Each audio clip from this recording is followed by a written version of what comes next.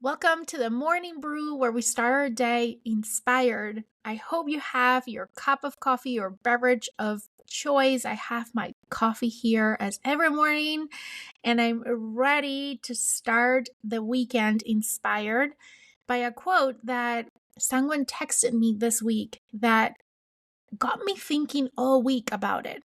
And this is what it says. Every time you deem your authentic expression to avoid being a disruption to others, you instead become a disruption to your own alignment. And nothing is more painful than that in the long term. Let's just sit with that for a moment because, as I said, I felt that and I have the feeling you might too. So let's unpack it a little bit. We all do this, right? We all have moments, subtle or loud, when we edit ourselves. We shrink our enthusiasm, our joy, our ideas, our boundaries to avoid being quote unquote too much, too bold, too opinionated, too inconvenient.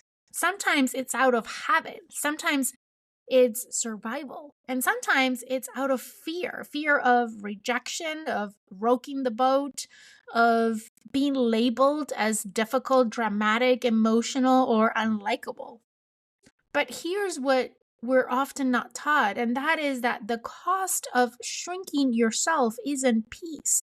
It's misalignment. Let me repeat that one more time. The cost of shrinking yourself isn't peace, it's misalignment.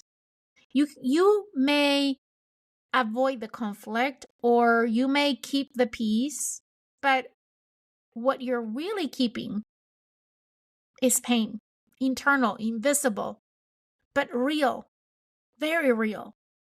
I think we misunderstand what being disruptive really means.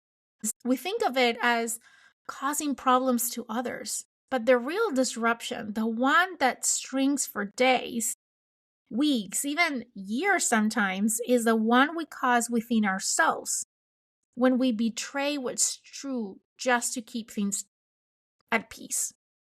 Every time you mute your truth to keep someone else comfortable, you turn the volume down on your own voice, and over time that gets heavy. You begin to lose clarity on what you even want, what you think, what you believe. You forget how to trust yourself. That is the long-term cost, and it adds up. So think about it. That job you stay in too long because you didn't want to disappoint anyone, that friendship where you kept your mouth shut to avoid tension, that room where you had something powerful to say and say nothing. We've all been there, and those moments may feel small, but over time, they stack up. They disconnect us from who we are. So I want to invite you into some gentle reflection this morning, or whenever it is that you're listening to me.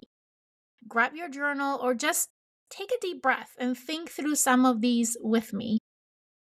Where have you been dimming your light lately?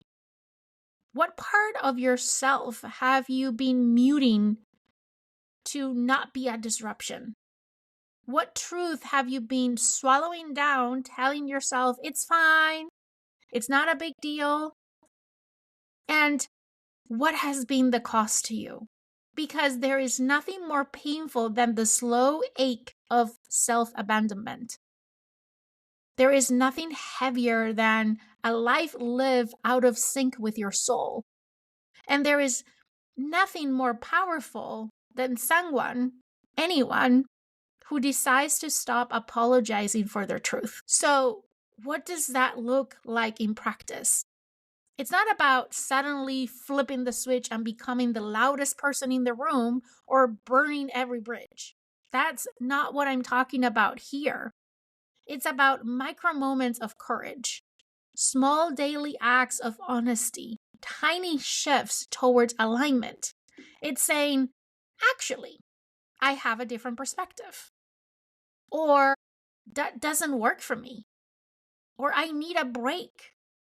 Or this matters to me. Or something like, I'd love to share an idea that I have. Sometimes it's as simple as wearing what makes you feel alive, even if no one else gets it. Sometimes it's saying no without the extra paragraph of explanation. Sometimes is standing in your joy without deeming it to match someone else's energy. Confidence is built in those moments. Alignment is built in those moments. Self-trust is rebuilt in those moments. So here is my invitation for you this week. Choose one way to express yourself more authentically. Not aggressively, not perfectly, just more truthfully.